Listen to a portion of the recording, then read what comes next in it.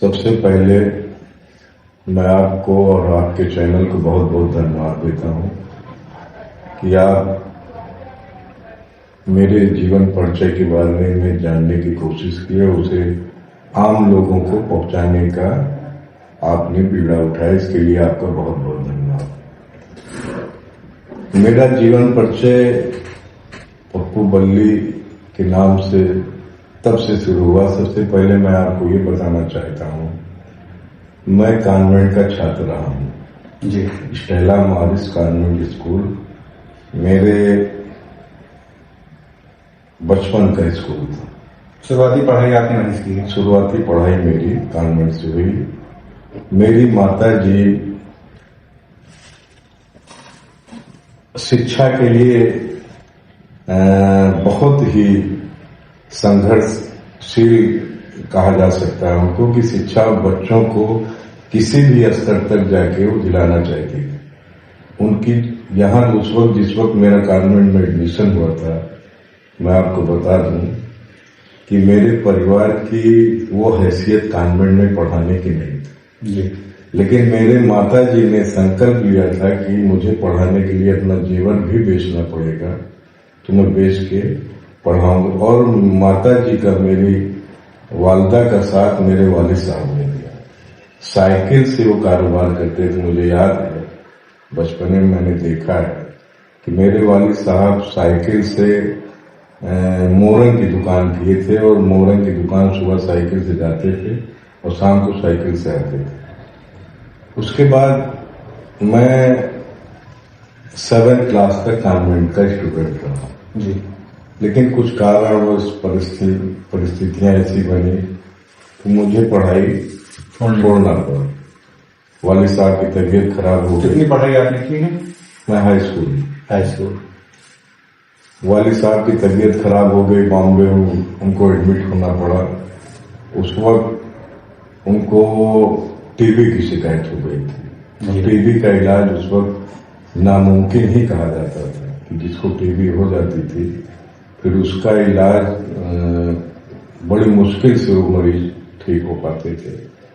बॉम्बे गए, उन्हीं परिस्थितियों, उन्हीं परेशानियों की वजह से पढ़ाई छोड़नी पड़ी। फिर मैंने MSB इंटर कॉलेज में नाम लिखाया था, वहां मेरी पढ़ाई शुरुआत। फिर जब पिताजी का इलाज बॉम्बे चल रहा था, खैर पिताजी फिर ठीक, वालिद साहब ठीक होके आए। फिर वालिद साहब का हाथ बटाने के लिए मैं भी दुकान बैठने लगा और पढ़ाई भी करता रहा। इसी दौरान सब कुछ ठीक ठाक चलता रहा, और एक जज्बा था कि लोगों की मदद करूं, समाज सेवा वाली एक वो थी। तो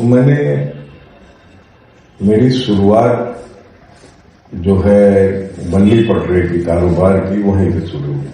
फिर पिताजी मोरंग के साथ साथ बल्ली पटरे की भी दुकान की, और फिर मैं दुकान बैठने लगा। फिर वहीं से लोग मुझे पप्पू बल्ली के नाम से जानने लगे। और फिर पिताजी का 1998 में इंतकाल हो गया। तब तक तो मैं उतनी जिम्मेदारी नहीं संभालता था जितना एक बेटे का फर्ज होता है, बड़े बेटे का। क्योंकि पिताजी थे इसलिए सारा बोझ पिताजी के ऊपर था, सारी जिम्मेदारियां उनकी थी। हम लोग फ्री रहा करते, टेंशन मुक्त रहते थे। लेकिन जब पिताजी का इंतकाल हुआ तो आप समझ लीजिए कि मेरे ऊपर जैसे पहाड़ टूट पड़ा। मेरे 2 भाई अलीगढ़ यूनिवर्सिटी में पढ़ते थे, नदीम और तब्रेज। अब मेरी आंख के सामने एकदम अंधेरा छा गया। न मुझे कोई बहुत ज्यादा तजुर्बा था परिवार चलाने का, और न मुझसे कोई बड़ा था, मैं ही घर का बड़ा था। मेरे छोटे भाई इरफान भाई थे, वो मुझसे कहीं ज्यादा समझदार थे। ये मैं कह सकता हूँ, फख्र के साथ कहता हूँ कि उस वक्त भी बल्ली पटरे की, मोरंग की जब दुकान थी, मुझसे ज्यादा जिम्मेदारी इरफान भाई घर के निभाते थे। तो जब वालिद साहब का इंतकाल हुआ 1998 20 अगस्त को वालिद साहब का इंतकाल हुआ। 20 अक्टूबर को 1998 तब फिर दो भाई अलीगढ़ यूनिवर्सिटी में पढ़ रहे थे। फिर उसी दौरान छोटे भाई इरफान भाई, ये संजय सिंह, अशोक सिंह, इन लोगों ने एक संस्था बनाई थी। ये हमारे ख्याल 90 आजाद समाज सेवा समिति। ये लोग उसी संस्था के माध्यम से ब्लड डोनेशन का काम शुरू किए और उस वक्त सुल्तानपुर में हमारे ख्याल से ब्लड की वाकई में लोगों को बहुत बड़ी किल्लत थी। जिसको भी ब्लड चाहिए रहता था और लखनऊ भाग के जाता था। न कोई ब्लड बैंक था, न कोई खून देने से लोग डरते थे। लेकिन मैं चाहे लोगों की 4-5 लोगों की टीम, जिसमें संजय सिंह, अशोक सिंह, इरफान, मासूक और इस तरह के कई बच्चे थे, एकदम नौजवान, 15-16 साल की उम्र में, और पता नहीं कहां से ऊपर वाले ने इन लोगों के दिल में जज्बा पैदा कर दिया कि हम लोग जिनको खून की जरूरत है उनको हम खून अपना तो देंगे, उसके अलावा लोगों को पीड़ित से भी दिलवाएंगे। हाँ, दूसरों से भी दिलवाएंगे। फिर वहीं से मेरे अंदर भी समाज सेवा वाली भावना जगी। वाकई में जो सही बात है कि इन लोगों को देख के जैसे लोग सबक लेते हैं, उसी तरह से मुझे भी प्रेरणा मिली कि नहीं, जब भी हमारे छोटे भाई इस तरह से इन लोगों ने एक अभियान चला रखा है तो हमें भी शामिल होना चाहिए, इनका हौसला बढ़ाना चाहिए, इनकी मदद करनी चाहिए। ये सब चलता रहा। 1998 में वालिद साहब के इंतकाल के कुछ ही दिन बाद इरफान भाई की तबीयत खराब हो गई। तो संजय सिंह, अशोक सिंह, दोनों लोग इनको काफी डॉक्टरों से इधर उधर दिखाते रहे और इन लोगों को भी नहीं पता था कि इरफान भाई को कैंसर हो गया। और ये लोग मतलब एक सच्चे दोस्त की तरह, सगे भाई की तरह, जो भी इनसे बन पड़ा, ये लोग हर यहाँ मुझे याद है कि एक बार ये लोग लेके चले गए छत्तीसगढ़, हिम्मत प्रदेश, कोई वैद्य था वहां। तो इरफान तब यही बताते थे कि मुझे यहाँ पेन रहता है, मैं कुछ खा नहीं पा, खाता हूं तो लीलने में तकलीफ होती है, अटकता है, जिससे थूक निकलने में तकलीफ होती है। तो वहां एमपी लेके गए किसी वैद्य के पास, महीनों वहां का इलाज चला और किसी के जहन में ही नहीं था कि इनको ये इस बीमारी से ग्रसित है। फिर कई डॉक्टरों को दिखाए, कोई लाभ नहीं, कोई फायदा नहीं, और इरफान की सेहत धीरे धीरे गिरती जा रही थी। फिर उसके बाद उस वक्त एक नाक कान गले के डॉक्टर हुआ करते थे, एमजे शर्मा। उनको जब इन लोगों ने, अशोक सिंह और संजय सिंह ने दिखाया तो एमजे शर्मा ने शंका जाहिर की कि इनको तो लग रहा है कैंसर हो गया है। अब ये लोगों के पैर के नीचे से जमीन खिसक गई। इतना बड़ा मर्ज ये लोग भी नहीं जानते थे। अब ये सोच रहे थे कि हम लोग तो कम से कम 7-8 महीने, सालों से इनको इधर उधर लेके भटक रहे हैं, इलाज करवा रहे हैं, और ये बात हम घर पे कैसे बताएंगे इनके भाइयों से, इनके परिवार से। पिताजी का इंतकाल वालिद साहब का इंतकाल हो चुका था। खैर मेरे पास आए और डरते डरते बहुत हिम्मत जुटा के संजय पहले तो रोने लगे। हमने कहा क्या बात है, आप बताओ। तो कहें भैया अब क्या बताएं। हमने कहा नहीं बताइए, कोई बात है तो उसको बताना। हिम्मत करके इन्होंने बताया, कहा भैया वो इरफान भाई को ऐसा ऐसा डॉक्टर कह रहे हैं। मैं भी एकदम सत्य में चले गए कि मैं क्या करूं। अच्छा, जो सही बात है कि उस वक्त हम लोगों की माली हैसियत भी बहुत अच्छी नहीं थी जी। खैर लेकिन तुरंत भागे। डॉक्टर एनसी मिश्रा थे लखनऊ, उनको दिखाया गया। दिखाने के बाद उन्होंने भी स्पष्ट कर दिया कि ये लास्ट स्टेज पे इनका, वो उस वक्त इनकी गांठ आ गई थी। फिर लेके भागे बॉम्बे, बहुत इलाज कराया गया। बॉम्बे, जयपुर, कई जगह के इलाज चलते रहे। जो कुछ भी था हम लोगों के पास सब लगा दिए।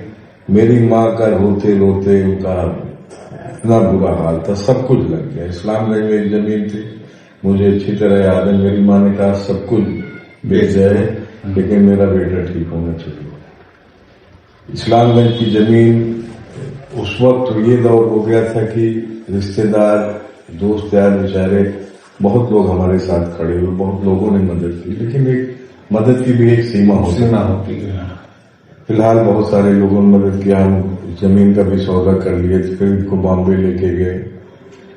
और मैं आपको एक दोस्त की, मेरे दोस्तों ने मेरी बहुत मदद, वो किसी भी समाज के रहे, वो चाहे हमारे हिंदू भाई रहे, मुस्लिम भाई रहे, हर दोस्तों ने मेरी मदद की उस दौर में। नहीं, मैं महीना 2 महीना बॉम्बे में इलाज करा के शायद मुझे वापस आना पड़ता, पैसे की तंगी की वजह से। चूंकि ट्रक वगैरह सब बिक गई थी इलाज के चक्कर में, जो मेरे पास ट्रक थी, 2 ट्रक थी उस वक्त, दोनों ट्रक बिक गई थी। एक दोस्त डॉक्टर ने कहा कि क्योंकि बात लंबी हो रही, लेकिन मैं अपने दिल की बात आपके चैनल के माध्यम से बताना चाहता हूं। तो एक दोस्त को मैंने फोन किया, तब लैंडलाइन फोन हुआ करता था। मैंने फोन करके कहा भैया डॉक्टर ने कहा कि इनके परिवार को लेके आपको 2 महीने रुकना पड़ेगा बॉम्बे में। अब मैं चाहता हूँ कोई छोटा सा कमरा या खोली मिल जाती किराए पे, तो हम लोग वहां रह लेंगे। और तब इरफान भाई के 2 बेटे थे, एक 4 साल का, एक 2 साल का। हमने कहा कि 2-3 महीने इनका इलाज चलेगा, ये कीमोथेरेपी और रेडियोथेरेपी। संजय सिंह वगैरह भी सब तैयार हुए।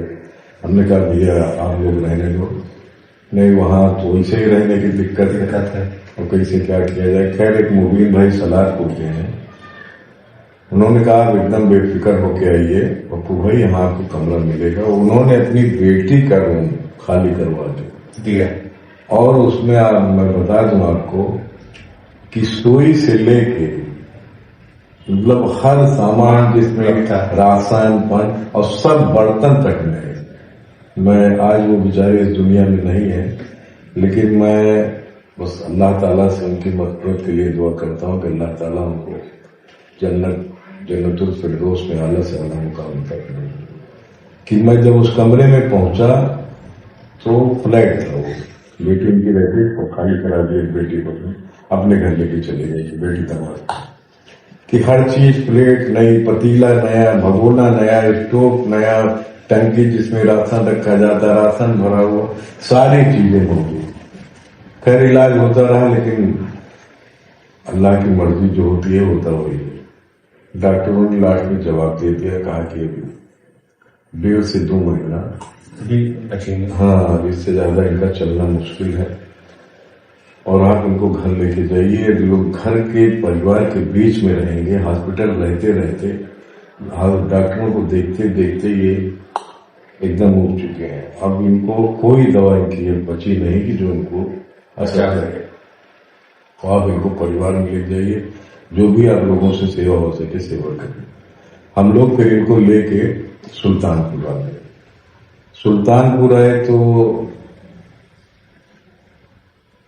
मैं आपको बताऊं कि आज इस उम्र में मेरी 61 साल 60-61 साल तक उम्र हो गई, मैंने आज तक ऐसी दोस्ती फैजान भाई नहीं देखी। इरफान, संजय और सू, मैंने आज तक ऐसी दोस्ती नहीं देखी। मैं बॉम्बे लेकर बार बार ही बॉम्बे में इन दोनों को याद करते थे, और ये दोनों लोग यहाँ छटपटाते थे कि मैं कैसे इरफान के पास हूँ। लेकिन मजबूरी थी कि आर्थिक स्थिति भी नहीं ठीक थी, मैं भी जानता था कि आने के बाद, और इन लोगों की भी स्थिति ये थी कि 10 रुपए भी, जो सही बात है, इन लोगों के पास नहीं रहते थे। और फिर आए जब, तो संजय अशोक को पहले बुलवाए। खैर उन लोगों को भी पता चल गया कि हम लोग आगे आए। वो लोग तो संजय ने कहा भैया ऐसा है, और इनको दर्द जब उठता था तो ये परेशान हो जाते थे। तो संजय अशोक ने कहा भैया हम लोग ऐसा करते हैं कि घर में रखने से बेहतर है कि इनको करवा से हॉस्पिटल में, क्योंकि इन लोगों की समाज सेवा उस वक्त भी जुड़ी, डॉक्टर वगैरह इनको जानते थे और रिस्पेक्ट भी देते थे। संजय को, अशोक को कहें वहां चल के एडमिट कर दिया जाए, और कुछ नहीं तो दर्द वाले इंजेक्शन ये सब तो लगते रहे कि इनको राहत रहे दर्द से। तो हमने कहा ठीक। मेरी वालदा भी कहीं नहीं भैया हम इनकी तकलीफ नहीं देख पाएंगे इस तरह से। तो इस पोजीशन पे एकदम दुबले पतले हो गए थे कि उनका वेट उस वक्त हमारा ख्याल है कि 30 से 35 किलो बचा था, जो 85-90 किलो वेट हुआ करता है। मेरे घर में उतनी अच्छी पर्सनालिटी या तो आज मैं इन दोनों उनके बेटों में देखता हूँ, या तो इरफान में वो पर्सनालिटी। मेरे पूरे परिवार में उतनी अच्छी पर्सनालिटी किसी में नहीं। तो उनका वेट हो गया था 30-35 किलो, तो चल नहीं पा रहे थे, लेकिन उन्होंने बोल भी नहीं पा रहे। तो उन्होंने एक शर्त रखी कि जब अशोक और संजय मेरे साथ हॉस्पिटल में रहेंगे तब मैं रहूंगा, नहीं मैं नहीं रहूंगा। अब मजबूरी है कि चलिए भाई। तो अशोक और संजय ने कहा कि भैया हम लोग इनको ऐसे भी नहीं छोड़ेंगे, एक सेकंड भी हम इनको नहीं छोड़ेंगे, आप इनको ले चलिए, हम लोग वहां रहेंगे।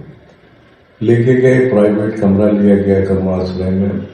उस वक्त माली हालत ऐसी नहीं थी कि हम 2 कमरा ले लेते, क्योंकि सब कुछ मेरा उस वक्त बिक चुका था। फिर प्राइवेट कमरे में अशोक संजय अंदर रहते थे, इरफान भाई, और हम, मेरी वालदा, मेरी पत्नी, हम लोग बाहर रहते थे बरामदे में, जो आज भी वो बरामदा है कर्माश्रय वाला। और रात भर ये लोग रहते थे, फिर दिन में ये लोग जाते थे नाश्ता पानी घर पे करके फिर ये आ जाते, और फिर दिन में साथ रहते थे। ये सिलसिला काफी दिन चलता रहा। बीच में दीपावली का त्योहार आ गया, तो मैंने चुप से संजय से कहा और अशोक से कि आज दीपावली का त्योहार है, आप लोग त्योहार करके आओ। रोने लगे संजय और अशोक, कहें भैया हम लोगों के लिए दिवाली त्योहार और होली तो सब यही, ये अगर नहीं ठीक है तो हम फीकी दिवाली थोड़ी मनाएंगे। हमारे लिए तो यही हमारी सबसे बड़ी दिवाली की ईश्वर को ठीक कर रहा है। तो हमने कहा संजय आप भी जान रहे हो इस स्थिति की, मैं भी जान रहा हूँ, अभी ये जल्दी इनकी तबीयत ठीक होने वाली नहीं, लेकिन ये त्योहार आप अपने परिवार के साथ बिताओ। मैंने बहुत रिक्वेस्ट की, लेकिन और उधर वो इरफान भाई को पता चल गया कि आज शायद ये लोग हैं, वो भी बोल नहीं पा रहे, लेकिन इशारे से कहे कि मेरा ये बिस्तर घर लेके चलो, मैं अब यहाँ नहीं रुकूंगी, ये नहीं रुकेंगे दोनों, मैं भी नहीं रुकूंगी। तो इन लोगों ने वो त्योहार जबरदस्ती में भेजा, दिन में थोड़ी देर के लिए बहाने से यहाँ खाना खाने लगा। तो मेरे कहने को आखिरी दम तक संजय और अशोक साथ में, आखिरी मतलब इंतकाल के तक, मतलब साथ ही लोग रहे। लंबे समय तक आप बसपा में रहे, बसपा की राजनीति, क्या ऐसा लगा बसपा छोड़ना पड़ा? 2021 में आपने सपा ज्वाइन कर ली। देखिए, सबसे पहले मैं आपको बता दूं कि सन 1999 में संजय और अशोक दोनों लोग आए। इन लोगों ने कहा कि भैया आप सभासदी का चुनाव लड़ देंगे। तो हमने कहा यार ये राजनीति का अनुभव हमको नहीं है, आप लोग लड़ो, हम लड़ाएं, हम पूरी मदद करें। कहने भैया आप लड़िए, हमने कहा ऐसे करो, ठीक, खैर मान लीजिए कि हम लड़ेंगे। और इरफान भाई, इरफान भाई का इंतकाल हो चुका था। तो सन 2000 में बहुजन समाज पार्टी से, तब सिंबल, आज भी सिंबल चलता है पार्टियों का, सभासदी। तो 2000 में फिर बहुजन समाज पार्टी ज्वाइन की, सन 2000 में बहुजन समाज पार्टी ज्वाइन किए। 2000 में क्या हम ज्वाइन, तो एक हिसाब से हम काम कर रहे थे 1996 से, जब शाहनवाज कादरी यहां से चुनाव लड़ने आए थे बहुजन समाज पार्टी, तब काम कर रहे थे। लेकिन सही सक्रियता जो हमारी हुई वो सन 2000 से, जब हमको पार्टी का सिंबल मिला बहुजन समाज पार्टी। फिर हम उससे चुनाव लड़े और ईश्वर की बहुत बड़ी कृपा रही, और यहाँ हमारे पूरे वार्ड के लोगों का जो प्यार मिला, जो अपनापन मिला। अब आप समझ लीजिए प्रधान भाई, उस वक्त यहाँ 127 वोट मुस्लिम हुआ करते थे जी, 127 वोट, और टोटल वोटर थे लगभग 32-3300। 127 वोट में हमारा ख्याल है कि लगभग 70 वोट तो बाहर रहते थे, मुंबई और कलकत्ता, दिल्ली, 60-65 वोट मौजूद रहते थे। तो जहन में ये भी आया, तो संजय सर ने कहा अशोक से कि यार लोग राजनीति करते हैं तो अपने समाज का तो कुछ न कुछ वोट बांटते हैं, यहाँ तो हमको अपने समाज के लोग कहें आप भैया चुनाव लड़िए, हम लोग जात पात वाली राजनीति न किए हैं ना हम लोगों को राजनीति करना है, हमको सब समाज का वोट मिलेगा। अब मुझे भी भरोसा था, मैंने भी लोगों के साथ यहाँ अपने मोहल्ले अपने पड़ोसियों अच्छा संबंध अच्छा व्यवहार रखा था, लोगों को काम आया था, लोग मेरे भी काम आते थे, मेरे मजबूरियों पे मेरे बुरे वक्त पे लोग मेरे साथ खड़े रहे, इसलिए मेरे अंदर भी विश्वास जगा कि नहीं मुझे हर समाज को मिले। खैर लड़ा और बहुत अच्छे वोटों से कामयाबी मिली। तो शुरुआत मेरी राजनीति की बसपा से, वहां से फिर उसके बाद 2006 में हाँ तो मैं फिर सक्रिय रहा, पूरी तरह सक्रिय हो गया और एक जज्बा था कि हाँ लोगों के काम हो और लोगों का काम करता हो।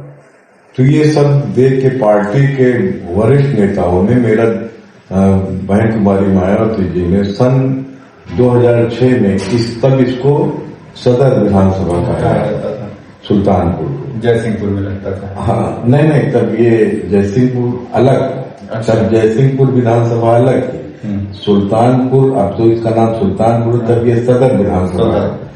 तो सदर विधानसभा से मुझे 2006 में टिकट फाइनल मेरा हुआ कि आपको 2007 में चुनाव होना है और 2006 जून में मेरा टिकट फाइनल हो गया बहुजन समाज पार्टी जी। उसके बाद फिर मैं काफी सक्रिय हुआ, मेहनत करता रहा पूरी विधानसभा में। और आप जानते हैं कि टिकट पहले फाइनल हो जाना प्रत्याशी के लिए एक अच्छा मौका भी होता है, लेकिन एक बहुत मेहनत वाला काम भी है। लोगों की अपेक्षाएं बढ़ जाती हैं कि हाँ ये प्रत्याशी है, ये मेरे सुख दुख में खड़े रहे और प्रत्याशी का फर्ज, हाँ बहुत सी चीजें होती है, प्रत्याशी का फर्ज भी होता है और एक जनप्रतिनिधि का फर्ज होता है कि वो अपने क्षेत्र की जनता के काम आए, उनके सुख दुख में खड़ा हो, तभी वो लोगों को जानेगा, लोग उनको जानेंगे। बहुत मेहनत मैंने की थी और आप जान लीजिए कि मेरा लोग कहते थे कि ये चुनाव आप इंशाल्लाह जीतेंगे, हर शख्स के मुंह से ये निकलने लगा। लेकिन अब पार्टी की मंशा थी, 2007 में अप्रैल में चुनाव होना था, फरवरी में मेरा टिकट काट दिया गया। बहुत पीड़ा हुई, बहुत तकलीफ हुई, लेकिन ये फिर भी छोड़ी नहीं, पार्टी नहीं छोड़ी। ये सोचा कि इसमें ईश्वर की मर्जी, ऊपर वाला जो करता है वो बेहतर करता है। हो सकता है कि मेरे चुनाव लड़ने से मेरा कोई नुकसान ना हो, अपने दिल को समझाया भी हो, ईश्वर के ऊपर भरोसा था, अल्लाह के ऊपर कि अल्लाह जो करते हैं बेहतर करते हैं। वहीं से चैप्टर को क्लोज कर दिया। फिर मैंने ये नहीं सोचा कि मेरा टिकट कटा कि नहीं कटा, क्या हुआ क्या नहीं। डॉक्टर अखंड जो मेरे अभिन्न मित्र थे जी, उनका टिकट फाइनल हुआ था।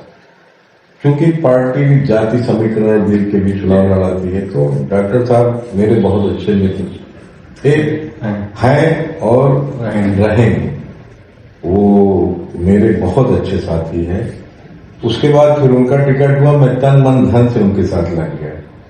खैर उनको लड़ाया, चुनाव हम लोग डिफीट खा गए। फिर 2008 में मैं लोकसभा के बारे में कभी सोचता भी नहीं था, जहन में यही रहता था कि कभी भी चुनाव लड़ूंगा तो विधानसभा का लड़ूंगा और चाहे जहां से मिलेगा विधानसभा कभी मैं। हाँ तो 2004 में हम लोगों ने, क्योंकि मैं पुराना बीएसपी का था, 96 से मैं बीएसपी की राजनीति कर रहा था, तो 2004 में ताहिर भाई का लोकसभा का चुनाव वो टिकट आया और ताहिर जी भी गए, सांसद भी बन गए, ताहिर जी भी गए, सांसद भी बन गए। और मौजूदा ये सांसद थे 2008 में, बहन जी ने डायरेक्ट अपने आवास पे मुझको ताहिर भाई को बुलवाया। ये 24 दिसंबर की बात बता रहा हूँ, 2008 24 दिसंबर बहन जी के आवास में हम लोग गए। 22 या 24 की दिसंबर की बात है, एकदम याद नहीं पिछले। बहन जी के आवास 11 बजे हम लोग पहुंचे। तो जिनका भी टिकट फाइनल 2009 के लिए हुआ था लोकसभा का, वो, और चूंकि पार्टी की सरकार भी थी 2009 में बसपा की, सारे कैबिनेट मंत्री और मंत्री सब वहां इकट्ठा थे। बहन जी ने सीधा सांसद जी ताहिर भाई से कहा कि ताहिर जी आपका टिकट काट के एकदम स्ट्रेट फॉरवर्ड में, मुझे पता ही नहीं कि मुझे आज क्यों, मैं तो ये समझ रहा था उस वक्त मैं मुस्लिम समाज भाईचारे का बीएसपी का जिला अध्यक्ष था, तो मैं सोच रहा था बहन जी मुस्लिम समाज के बारे में पूछें, लेकिन वहां पहुंचा तुरंत खड़ा कराया गया और पूछा गया कि सुल्तानपुर से कौन कौन आए, तो हम लोग खड़े हुए कितने लोग गए, तो उन्होंने कहा ताहिर जी आपका टिकट काट के मैं पप्पू रिजवान का टिकट फाइनल कर रही हूँ, और जिस तरह से इन्होंने तुम्हारे चुनाव में मेहनत किया था उसी तरह से आप इनको जिता के और ले आओ, फिर मैं आपके बारे में सोचूंगी आगे। अब चूंकि बहन जी का आदेश हम लोगों की नेता, हम लोगों ने कहा ठीक, तो बहन जी ने मुझसे पूछा कि रिजवान जानती थी, व्यक्तिगत जानती, तो ये भी जानती थी कि मैं इसका टिकट काट चुकी हूँ, लेकिन इसने दल नहीं छोड़ा था, कहीं रिजवान मजबूती से चुनाव लड़ लेना और जीत के आना। हमने कहा बिल्कुल बहन जी, अब आपका आदेश हो गया, चुनाव जीत के आएंगे और मजबूती से लड़े। 2000 फिर 2008 26 दिसंबर को मेरा टिकट नसीमुद्दीन सिद्दीकी साहब ने आके घोषणा की, फाइनल हुआ। उस वक्त ब्रजेश पाठक जी भी आए थे अमेठी में और सतीश चंद्र मिश्रा जी आए, ये लोग भी वहां अमेठी में घोषणा किए कि पप्पू रिजवान का टिकट हो गया है। आप लोग फिर जितने पार्टी के सम्मेलन या मीटिंग या जो भी होते थे सब हमने टिकट कट गया आपका। फिर 2009 में, वो भी फरवरी में जी, 2009 और 25 फरवरी को, अप्रैल में वो भी शायद चुनाव हुआ था, बहन जी ने बुलवाया अपने आवास पे रात में, शाम को 7-8 बजे हमको बुलवाया, कोऑर्डिनेटर को बुलवाया नसीमुद्दीन सिद्दीकी को। तो हमारा जिला जो है, जो बहुत स्पष्ट बात मैं बता रहा हूँ कि ये सामंतवादी जिला है, सामंतवादी जिला है। और लोगों ने ये देखा कि पप्पू रिजवान के ऊपर कोई एलिगेशन नहीं है, ये चुनाव जीत जाएंगे। मेरे साथ बहुत बड़ी राजनीति उस वक्त हुई, मेरा बहुत अच्छा चुनाव चल रहा था, शायद आप लोग भी देखे रहे होंगे कि बीएसपी का मौजूदा सांसद ताहिर थे और बीएसपी की एक लहर भी उस वक्त चल रही थी और सरकार भी थी पार्टी की, तो और बहुत अच्छा हमको लोगों से रिस्पांस मिल रहा था। तो लोगों ने जाके बहन जी को मेरे खिलाफ भर दिया कि बहन जी, कौन लोग थे वो? अब क्या नाम लेना, अब जो बात बीत गई, कहीं ना कहीं से फिर हमारे उन लोगों के ताल्लुकात अच्छे हुए, ये तो मैं उनका भी दोष नहीं देता हूँ, मैं फिर अपना हाँ कि मेरे नसीब में नहीं था, मैं इतना जानता हूँ कि जो चीज नसीब, और जब नसीब में है तो किसी माई के लाल में ताकत नहीं, जिसको ईश्वर दे रहा है किसी में भी दम नहीं है कि उसका पैर खींच के उसको पीछे कर। अगर ईश्वर मुझे आगे, अल्लाह ताला आगे बढ़ा रहा है तो किसी में ताकत नहीं मुझे पीछे कर। तो फिर मैंने सोचा मेरे नसीब में नहीं रहा, फिर ताहिर भाई का फिर टिकट हो गया और फिर मैंने जी जान लगा के इनको चुनाव लड़ाया। फिर भी मैंने काफी टक्कर हुई, संजय सिंह जीत गए, जबकि कोई उस वक्त कांग्रेस की कोई भी लहर नहीं, कोई ये नहीं कह सकता था कि हाँ कांग्रेस का कैंडिडेट जीत सकता है। खैर फिर भी मैंने दल को नहीं छोड़ा। 2012 में बहन जी ने फिर इसौली से मुझे लड़, जबकि सच्चाई यह है कि मैं टिकट उस वक्त नहीं मांग रहा था, मैं सोच रहा था जो भी कैंडिडेट, और मैं चाह भी रहा था तो इस विधानसभा से सुल्तानपुर, लेकिन बहन जी मायावती जी ने कहा कि मैं तुम्हें बुलवाया, मुझे कहा कि सोनी से लड़ना, और आप यहाँ सन 2000 में मैंने पत्नी को अपने दुबेपुर ब्लॉक से ब्लॉक पर निर्विरोध बीडीसी कराया, पहले निर्विरोध बीडीसी हुई, उसके बाद फिर मैंने ब्लॉक प्रमुखी लगाई और ईश्वर की बहुत बड़ी कृपा रही और लोगों का बहुत बड़ा सहयोग रहा। दुबेपुर ब्लॉक के लोगों, क्या दुबेपुर ब्लॉक क्या, मैं तो कहूंगा सुल्तानपुर के लोगों का। मैं आपको बताऊं, उस इलेक्शन में संजय सिंह, भाई राम सिंह, जो आज इस दुनिया में नहीं, लेकिन आज मुझे बताना पड़ रहा है कि बिना मुझे बताए ये लोग मेरी कन्वर्सिंग कर रहे हैं। मैं 2-3 जगह गया तो मुझे पता चला कि राम सिंह भैया आए थे आपके लिए। मैं एकदम अवाक। हाँ, ये था कि मैं उनको अपने बड़े भाई की तरह मानता था, पंडित राम सुब्रत मिश्रा जी। मैंने इन लोगों से पूछा था पहले राय दी कि अगर आप लोग मेरे बड़े बुजुर्ग हो, आप अगर हाँ तब मैं लड़ूंगा, नहीं तो मैं नहीं लड़ूंगा। मैं राम सिंह भैया के पास भी गया, पंडित राम सुब्रत मिश्रा जी जो हमारे बहुत अजीज थे उनके पास में गया, तो उन लोगों ने कहा कि नहीं, आप चुनाव लड़ो और हम आपकी मदद करेंगे। तो मैंने बीडीसी, मेरी पत्नी ने विरोध, मैं उस गांव की लौहर बहादुरपुर के गांव की जनता की मैं आज भी बहुत शुक्रगुजार हूँ। उन लोगों ने एक ही बार में कहा कि नहीं, आप निर्विरोध होंगे, आपको चुनाव नहीं लड़ना है, और निर्विरोध करा के उसके बाद फिर मेरी लड़ाई आसान उन लोगों ने कर। फिर मैं 2-3 जगह गया तो पता चला भैया वो संजय को तो मैं जानता था कि ये तो मेरे लिए दौड़ेंगे, इनसे कहने की कोई जरूरत ही नहीं, संजय अशोक। लेकिन मैं 2-3 जगह गया तो पता चला कि भैया अभी तो थोड़ी देर पहले राम सिंह भैया तो ये कह के गए। तो वो आप समझ लीजिए कि मेरे दिल में वो जगह उन्होंने बना दी कि मैं आज तक उनको भूल नहीं सकता, मैं कभी भूल नहीं। फिर 2000 चुनाव में जीता।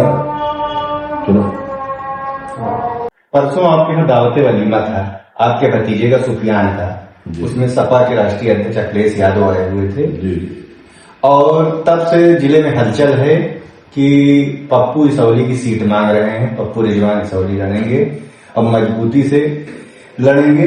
क्या पप्पू रिजवान लड़ना चाहते हैं चुनाव इसौली से, और इसौली के लिए क्या करेंगे आप जीतेंगे तो?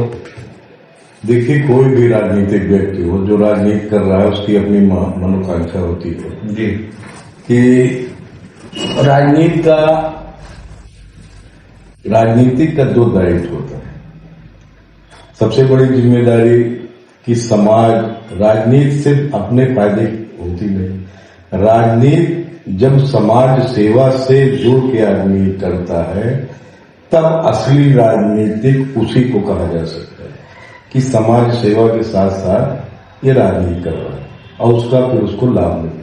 हाँ, मेरी इच्छा है कि मैं चुनाव लड़ूं और आप जान लीजिए कि राष्ट्रीय अध्यक्ष माननीय अखिलेश यादव जी मेरे इस छोटे से कार्यक्रम में आके जो हम लोगों को, मेरे पूरे परिवार का, पूरे खानदान का, पूरे जिले का उन्होंने मान सम्मान बढ़ाया, उसके लिए मैं उनका तहे दिल से शुक्रगुजार हूँ। ताज जिंदगी मैं उनका ऋणी रहूं, मेरा परिवार ऋणी रहेगा। मैंने कभी सोचा भी नहीं था कि उनको कार्ड दे के आऊंगा और वो मेरे वलीमे में आ जाए। और आप यकीन मान लीजिए कि आते ही उनके जो भाव मैंने उनके चेहरे पे देखे, अखिलेश शुक्ला जो शहीद हुए हैं जी, जैसे पहुंचे सबसे पहली चर्चा उसी के बारे में। ऐसा नेता वाकई में होना बहुत मुश्किल है। मुझे ये लगा कि हाँ, मतलब उन्होंने सीधा ये कहा कि मैं आपके कार्यक्रम में विलंब इसलिए हुआ कि मुझे सबसे पहले जैसे पता चला शहीद के परिवार मैं होके वहां से आ रहा हूं और मैं उसकी जितनी मदद हो सकेगी करूंगा और आप लोगों से भी कह रहा हूं। सीधा उन्होंने कहा कि आप लोग उस परिवार में जाइए और जाके जो भी मदद हो उसकी मदद करिए, उनको सांत्वना दीजिए और एक परिवार की तरह वो आप लोगों के है, एक परिवार की तरह उनको समझिए।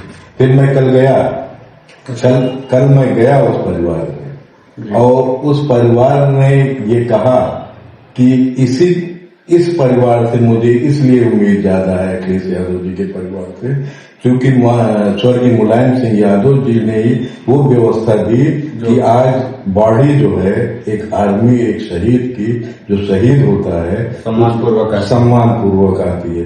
तो हम लोग तो उनके ऋणी है। और दूसरी बात कि माननीय राष्ट्रीय अध्यक्ष जी खुद आर्मी स्कूल में पढ़े हुए हैं और जो पीड़ा वो हम लोगों की समझेंगे वो कोई दूसरा नहीं समझ सकता।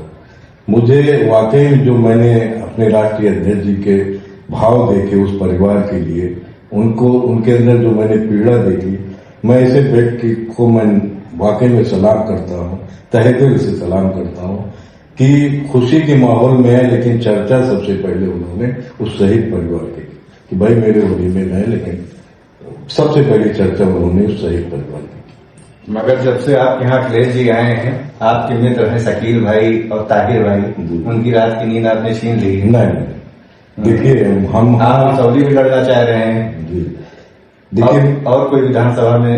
देखिए मैं आपको बता दूं, जब मेरा 2 बार टिकट कटा, मैंने अभी आप चैनल के माध्यम से कहा भी कि मैं चाहता तो उसी वक्त बगावत में डॉक्टर अखंड सिंह की साथ मैंने पूरा दिल से दिया, और उनके साथ साथ में कन्वर्सिंग भी किया, और उनको भी ये एहसास हुआ कि नहीं पप्पू भाई हमारे साथ है।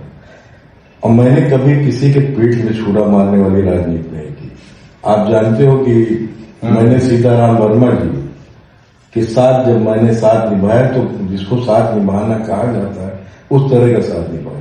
और मैं आपको ये बताना चाहता हूं आपके चैनल से पूरे सुल्तानपुर जिले वासियों को कि इसौली में चाहे जिसका टिकट होगा, दावेदारी तो भाई मैंने कहा कि जो भी राजनीतिक आदमी होगा वो दावेदारी करता है, चाहे जिसका भी टिकट होगा, मैं तन मन धन से उसके साथ लगूंगा। अगर मेरा हुआ, राष्ट्रीय अध्यक्ष जी ने, पार्टी ने मुझे उस लायक समझा, तो मैं पूरा जी जान लगा के चुनाव लड़ूंगा, और इंशाल्लाह जीत के वो सीट अखिलेश यादव जी की झोली में डालने का काम करो। नहीं होता है, जिसका भी होगा, चाहे जिस दल हो, चाहे जिस बिरादरी का हो, चाहे जिस कौम का हो, चाहे जिस समाज का हो, जिसका भी राष्ट्रीय अध्यक्ष जी ने टिकट फाइनल कर दिया, उसके साथ रातों दिन लग के चुनाव। मुझे टिकट की ख्वाहिश नहीं है, मेरी ख्वाहिश है कि अखिलेश यादव जी मुख्यमंत्री बने, और वो इस प्रदेश को जिस तरह से उन्होंने एक नई दिशा दी थी, आज मैं जो इस लायक हूं ये आपको बताऊं, तब मैं बीएसपी में जब अखिलेश यादव जी ने एक स्कीम लॉन्च की थी, सबसे पहला उसका लाभ मैंने लिया है। मैं बीएसपी में था 2012 में, कुक्कुट पालन वाला जब बच्चे, और वो उनका ड्रीम प्रोजेक्ट था। अधिकारी मेरे पीछे चलते थे, साथ साथ चलते थे, मेरी मदद करते थे कि भैया ये प्रोजेक्ट आपने चालू लिया है, नहीं चालू मैं कर चुका था, एक और बड़ा आप कर लीजिए, ये माननीय मुख्यमंत्री जी का ड्रीम प्रोजेक्ट। तो सोचिए मैंने कितने लोगों को रोजगार उस कुक्कुट पालन से दिया, मैं जानता हूँ। आज मेरे पास 1,20,000 का कुक्कुट पालन हो गया था, लेकिन कुछ मजबूरी बस कुछ हमको बंद करना पड़ा। तो ये तो आप समझ लीजिए कि मुझे आगे बढ़ाने में, मुझे क्या, मुझे जैसे बहुत सारे लोगों को आगे बढ़ाने में अखिलेश यादव जी ने इनकी सरकार का योगदान रहा है। पप्पू भाई, क्या सुल्तानपुर समाजवादी पार्टी में गुटबाजी है? शकील का गुट अलग है, पप्पू रिजवान का गुट अलग है, अनूप संडा का गुट अलग है, संतोष पाड़े का गुट अलग है? नहीं, सब कुछ नहीं है। आपने भी देखा होगा कि माननीय अखिलेश यादव जी जब आए तो सारे लोग मिले। अब ये तो भाई अब एक ही जगह थोड़ी स्वागत होगा, स्वागत तो जैसे गुड़ बना के अलग अलग करेंगे तो हमारे नेता को भी अच्छा लगेगा कि हाँ कई जगह हमारा नेता तो इतना मतलब बेहतरीन नेता। मैं तो आपको बताऊं कि जो दिल उन्होंने जीता मेरा, मैं बीएसपी में था और एक साहब के बेटी की शादी थी, उसमें मैं गया हुआ था, उन्होंने मेरा परिचय करा दिया। अखिलेश यादव जी मेरा 2018 की बात बता रहा हूँ, ऐसे हाथ पकड़ लिया, 2-3 मिनट तक ऐसे पैदल लोगों से मिलते रहे और मेरा हाथ पकड़े, उसी वक्त इन्होंने मेरा दिल जीत लिया। मैं तो 2019 में सपा में शामिल हुआ। तो गुटबाजी कोई नहीं, इसको अगर कोई, हम सभी लोग एक हैं, हम सभी लोग एक दूसरे के लिए, पार्टी के लिए जब जरूरत पड़ेगी सब तैयार एक दूसरे के। भाजपा के 2 विधायक हैं जो आपके बहुत करीबी हैं, एक सीताराम वर्मा और एक विनोद सिंह जी। देखिए अपने अपने रिलेशन होते हैं। विनोद सिंह जी यहीं से ज्वाइनिंग उनकी बीएसपी से हुई, हम लोग बीएसपी से ही राजनीति करते थे। यही शालीमार मैरिज लॉन था तब हुआ करता था, मैरिज हॉल हुआ करता था। 2006 में उनकी यहीं से ज्वाइनिंग हुई और खुद उन्होंने ये कहा कि पप्पू भाई मैं आपके मैरिज हॉल से ज्वाइनिंग करना चाहता हूँ। अरे हमने कहा आपका पूरा मैरिज हॉल आप ज्वाइन करिए। और उस वक्त ये बहुजन समाज पार्टी का एक कार्यालय के रूप में ये इस्तेमाल होता था। तो हमारे तो उनके संबंध 2006 से ही थे। और दूरियां बढ़नी नहीं क्या? नहीं, ऐसी कोई बात नहीं। मेरी दूरियां किसी से नहीं पड़ी। आज सीताराम वर्मा जी, सीताराम जी तो शादी में आपके यहाँ दिखे। जी देखिए, विनोद सिंह जी विधायक जी कहीं बाहर चले गए थे, कुछ उनके व्यक्तिगत काम थे दिल्ली में, जो सही बात है। कुछ मुकदमा या कोई मामला था, वो दिल्ली गए हुए थे, आने की कोशिश कर रहे थे, नहीं आ पाए। और उसमें क्या कर रहे थे। आप इसौली के विधायक बनते हैं तो कौन ऐसा 5 काम करेंगे जिससे इसौली की जनता आपको विधायक चुन ले?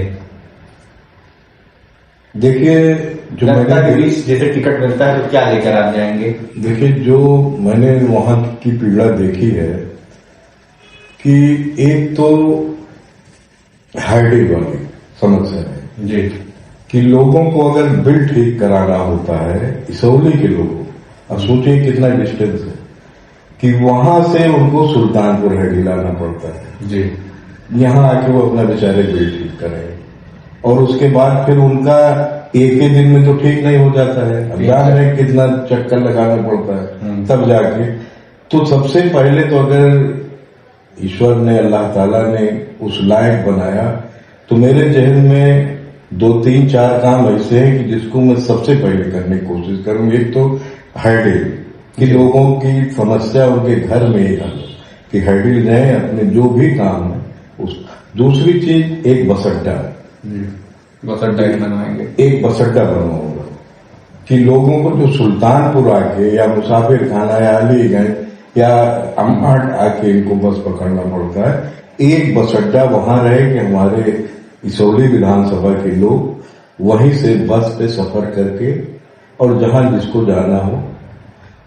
तीसरा, कि जैसे अपने सुल्तानपुर रेलवे स्टेशन से हमारे ख्याल एक ट्रेन चलती है सुबह वाली लखनऊ के लिए जी, और उसके बाद फिर दूसरी ट्रेन नहीं।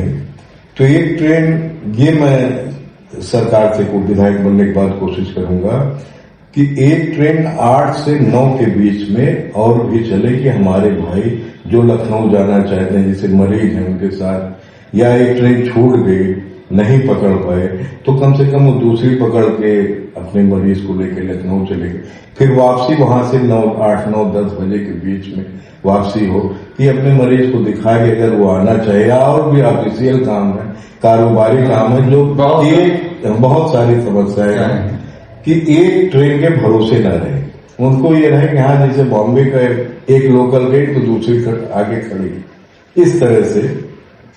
तीसरा काम मेरा ये रहे। और चौथा काम शिक्षा, कि शिक्षा पर काम करेंगे। शिक्षा पे जितना हो, शिक्षा और स्वास्थ्य, मेरी ये 5 प्राथमिकताएं, और रोजगार। पप्पू रिजवान को सुल्तानपुर में सबसे अच्छा नेता कौन लगता है, प्रदेश में कौन सबसे अच्छा नेता लगता है? देखिए, नेता के अंदर अगर खूबी होगी तो पप्पू रिजवान भी उसको अच्छा नहीं कहेंगे। नेता के अंदर जब अच्छाइयां होती हैं तो जनता उसको अच्छा है। पप्पू रिजवान तो एक नेता है, ये खुद एक नेता। ये जिसको अच्छा कहेंगे तो इसका मतलब ये होगा कि उनके करीबी होंगे, और जिसको गलत कहेंगे तो ये इसका मतलब जाएगा कि इनके अपोजिट है। मैं तो सबसे अच्छा नेता अपने राष्ट्रीय अध्यक्ष श्री अखिलेश यादव जी को मानता हूं।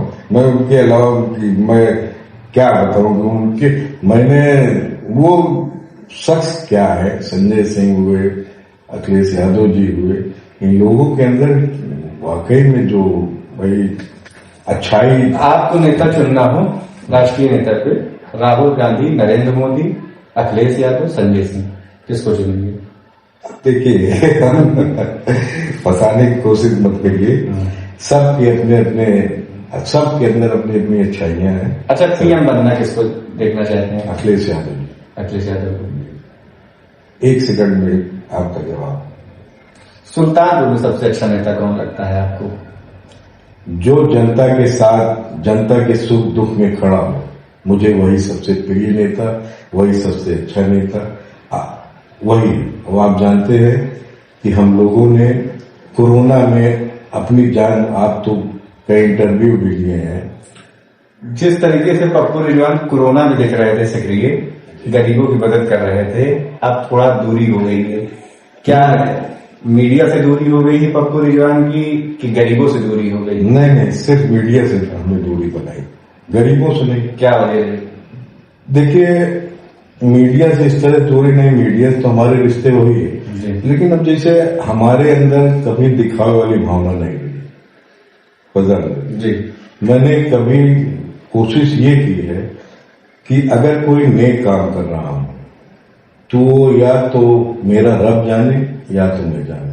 और ये कोरोना में जो इतना ये मेरा ये इंटरव्यू हुआ ये, तो मैं, आप यकीन मान लो, मौलाना गनी है कासमिया मदरसे। जी जी जी। मैं, अच्छा, शुरुआत कहां से हुई?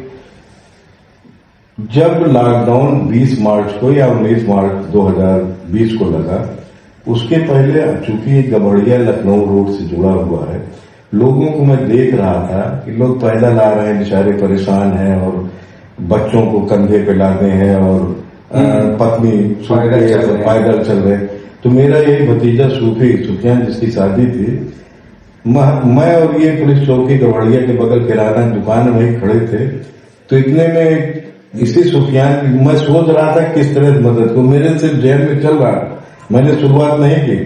इतने में पोस्ट इसकी देख रहा हूं, मेरे मोबाइल पे आया कि जिन भाइयों को सुल्तानपुर जिले में दवा की और या राशन की कोई ऐसी दिक्कत हो तो इस नंबर पे संपर्क करें। तो नंबर देख रहा हूं तो सूफी सुफियान का, और बगल मेरे खड़ा है। हमने कहा, बेटा तुम तो मुझसे आगे निकल गए, मैं तो ये सोच रहा था किस तरह से मदद करूं, ये तो तुमने शुरुआत अच्छी कर दी। फिर वहीं से हम लोगों का ये कारवां शुरू हुआ। मैं अपना अवध मेरी लाइन गेल मोड़ पे आया, और अनिल द्विवेदी जी पत्रकार जिनकी मैं वाकई में तारीफ करता हूं, और उस शख्स ने कहा कि भैया, वो भाई की तरह मुझे मानते, क्योंकि वो भी इरफान भाई के करीबी दोस्तों में थे, जो मेरे भाई एक्सपायर कर गए। उन्होंने कहा कि अब की बार आप जो भी करेंगे वो उससे लोग प्रेरणा ले, इस तरह से आप काम करें कि मीडिया को आप मीडिया के संपर्क में रहिए, या ठीक है आप गरीबों की मदद कर रहे हैं, लेकिन इस काम को और लोग भी देखें, और भी नेता हैं वो भी इसमें आगे कदम बढ़े। तो हमने कहा अच्छा ठीक है। फिर हम लोगों ने बावर्ची का, कैटर को, उसका खाना बनाने वाले का इंतजाम किया, और लाल पे लाके एक 12-14 लोगों की टीम मैंने इकट्ठा की, और जितने भी लोग आते थे वही खड़े हो जाते थे, राहगीर, उनको मैं अपने लाभ पे ले जाता था। मेरा बड़ा हाल था, और वहीं पे बिस्तर लगवा दिया था मैंने 200-300, वहीं उनको रोकता था, खाना खिलवाता था, आराम करते थे। फिर जिनको जाना होता चाहे वो दिन में जाए, चाहे रात भर सोए, सुबह फिर नाश्ता करे, दोपहर का खाना, शाम का खाना। वहीं से मेरा ये सिलसिला शुरू हुआ।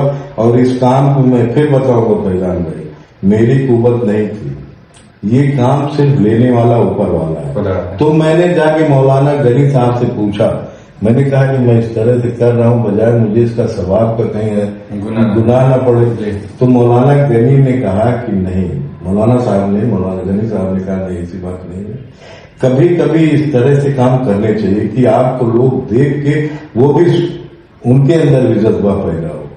तो आज जो हमारे मुल्क को जरूरत है कि आपकी तरह हर आदमी पप्पू रिजवान बन के खड़ा हो, गरीबों की मदद करे। इसमें उन्होंने एक नसीहत दी, वो और मौलाना उस्मान साहब, ये दोनों लोगों ने एक नसीहत दी कि पप्पू भाई आप हिंदू मुसलमान मत देखिएगा। मैं इन दोनों लोगों का इसलिए नाम चैनल पे ले रहा हूं कि इन दोनों जो फिरका परस्ती वाली बात लोग करते, मेरे मौलाना ने, जिससे मैं सिर्फ पूछने गया था, मौलाना उस्मान साहब, मौलाना गनी साहब, इन लोगों ने कहा कि आप इसमें इंसानियत को देखिएगा, फिरका परस्ती या ये नहीं हिंदू मुसलमान मत देखिए, और सबकी मदद करिए जितना हो सके। इससे बड़ा सवाब का काम हमारे हुजूर पाक के जमाने से ताउन आता था, उन्होंने बताया, मुझे नहीं पता था बहुत ज्यादा, उन्होंने बताया। और कोशिश ये करिएगा कि सबकी मदद करिए और सबको अच्छी से अच्छी व्यवस्था दीजिए। तो ये उस वक्त फिर मैंने शुरुआत की वहां से। फिर मैंने लोगों को दिन में खाना 24 घंटे खाना नाश्ता इंतजाम किया।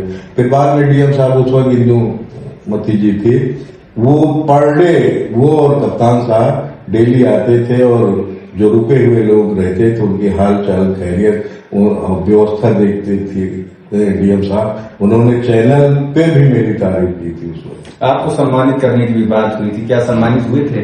नहीं, सम्मानित तो नहीं किया अभी। उसके बाद तो लोग कोरोना काल में आपने कई और समाज सेवियों ने काम किया था, जी। अब कुछ ऐसी समाज सेवा करना आगे रहेगा कि? आज भी जज्बा, मैं अभी आपको दिखाऊंगा, मैंने आज भी मास्क बचा के रखा है।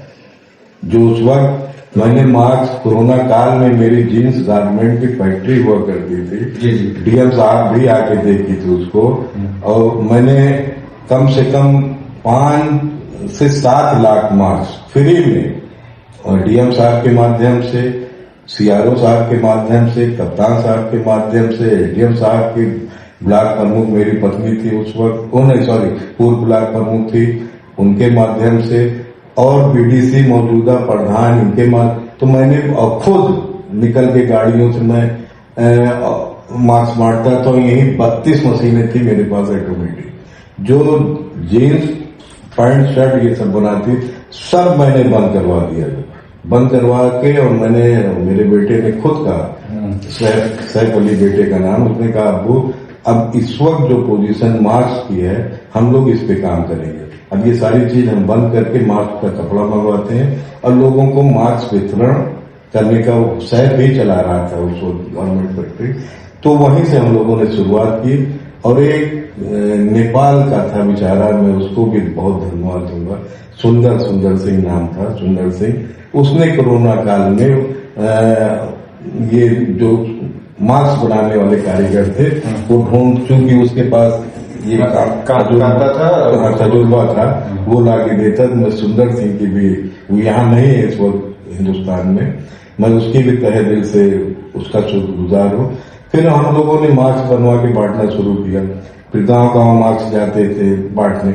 उसी दौरान अब देख लीजिए, आप लोग तो जानते, मुझे हाउस अरेस्ट कर लिया। हाउस अरेस्ट नहीं, क्वारंटाइन किया गया, उसको एक तरीके से हाउस अरेस्ट 14 दिनों के लिए। हाँ, कि मुझे क्वारंटाइन। तो उस वक्त मैं कर क्या रहा था भाई, लोग तो जिससे जो एकदम नीचे स्तर के भाई हमारे हैं, किसी भी समाज, गांव जाकर, हाँ, उनके पास तो लोग पहुंच जाते थे, उनको दे देते।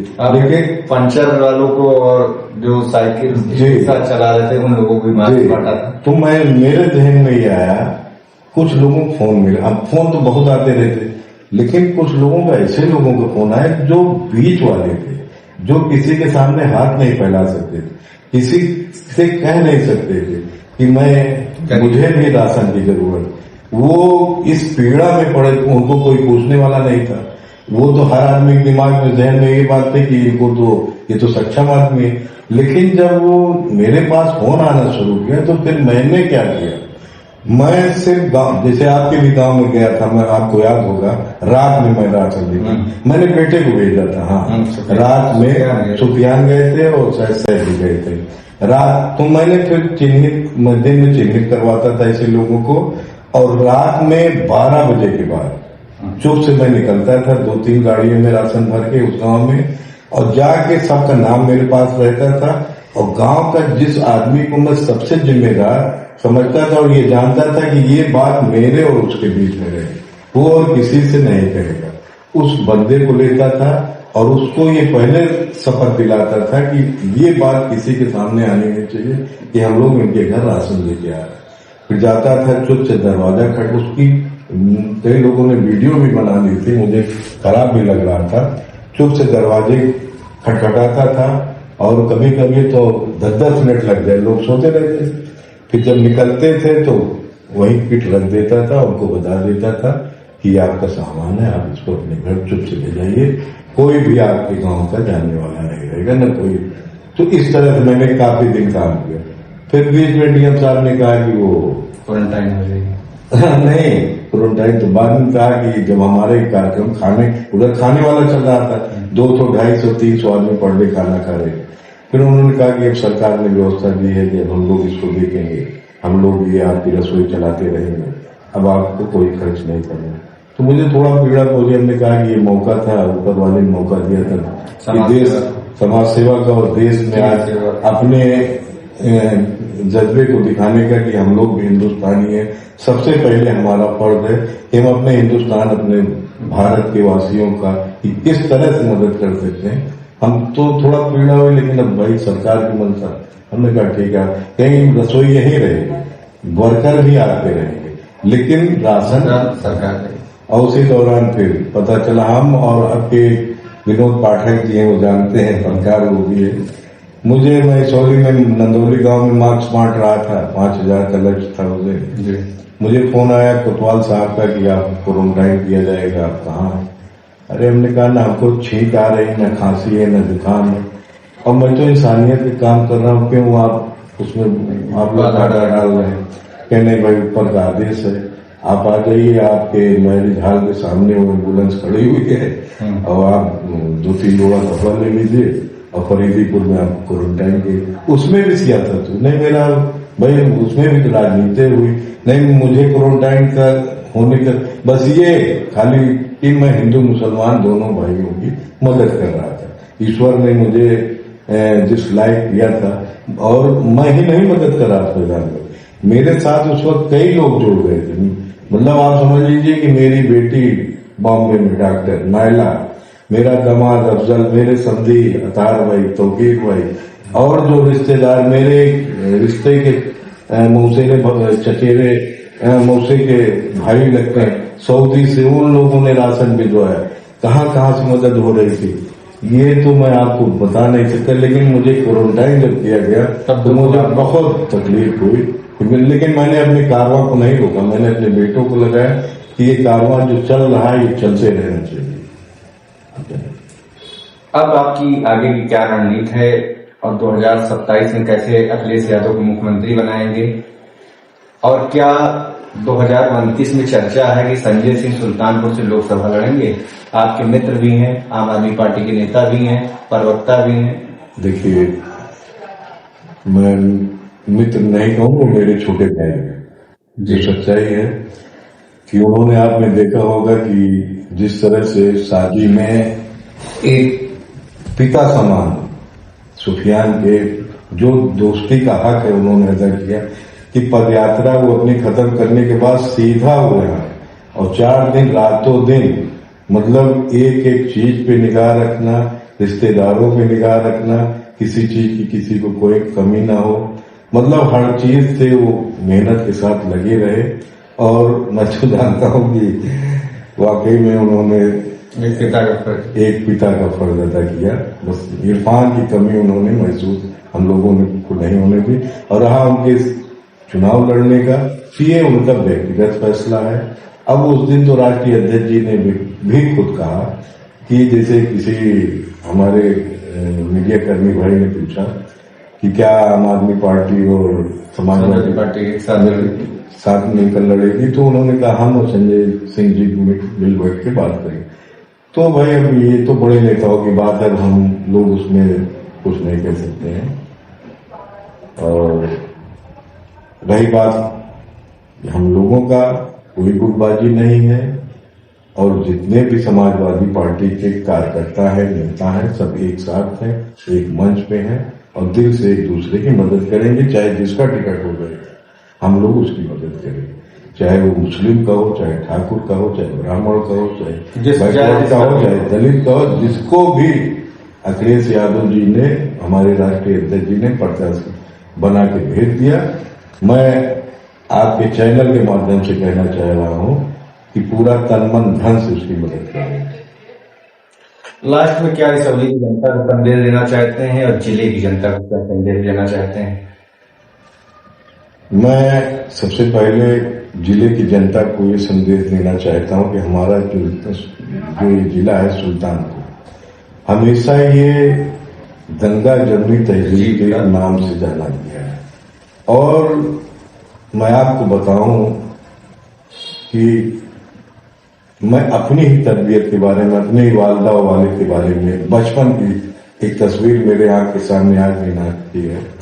मेरा ननिहाल एक लोहड़ था, तो मेरे ननिहाल में मेरे नाना 10 उस वक्त 40-50 बीघे के काश्तकार थे मेरे नाना, और उनके यहाँ 4 हमारे दलित परिवार के दलित भाई 4 लोग काम किया करते थे। थे। तो एक बार ऐसे चारों लोग खड़े थे, तो जैसे सब अमूमन मेरे नाना नाम लिया करते थे, मेरे मामा नाम लिया करते थे उन चारों का। तो मैंने भी, मैं छोटा था, मेरी उम्र रही होगी 9-10 साल, हाँ 9-10 साल रही, वो चाटा मुझे आज तक याद है। तो मैंने, एक किशोरे मामा थे, दलित परिवार से थे, वो काम किया करते थे नाना के यहाँ। तो मैंने कहा किशोरे ही सामान वाले उठा देता, ये सामान ना कर दिया, खिलौने टाइप था। मेरी माँ ने तुरंत बगल खड़ी थी, तड़ाक से एक झापड़ मुझे मारा। तो हमने कहा कि आप मारी क्यों? तो कहेंगे कौन है? तो मैंने फिर नाम लिया, फिर मारने की कोशिश की, पीछे कहेंगे तुम्हारे किशोरे मामा है। ये अब चारों लोग खड़े थे, वो आज तक मुझे उन लोगों के नाम भी याद है। कहेंगे किशोरे मामा, ये संपत मामा, ये लाले मामा और ये लाहौरी मामा। कहेंगे तुम्हारे चारों मामा हैं, आज के बाद अगर तुमने नाम लिया तो आज झापड़ मारे, डंडे तुम्हारी पिटाई करेंगे। तो हम लोग ऐसे जिले के हैं कि हमारे माँ बाप की ये तरबियत रही, मेरे ही नहीं, कि ऐसे हमारे जैसे हजारों लोगों के माँ बाप की, लाखों लोगों के माँ बाप की ये तरबियत रही, चाहे वो हिंदू भाई रहे हो चाहे मुसलमान भाई, कि हम लोग एक परिवार की तरह, एक गुलदस्ते की तरह, उसमें हर तरह के फूल हैं। तो ये हमारे जिले की तहजीब रही।